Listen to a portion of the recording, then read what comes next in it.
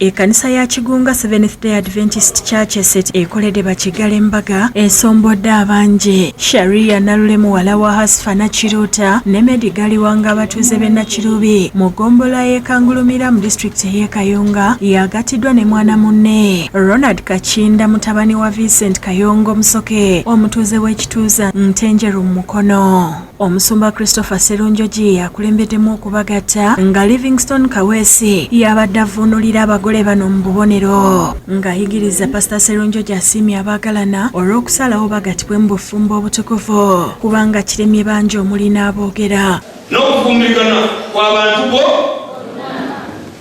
ne Kakinda y'omu ku bantu bonna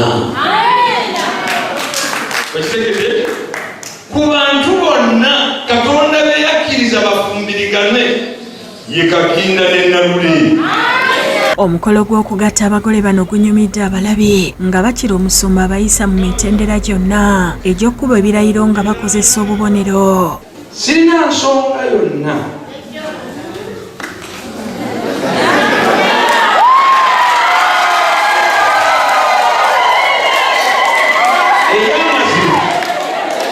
ey'amazima enziiza okugattibwa mu bufumbo obutukuvu.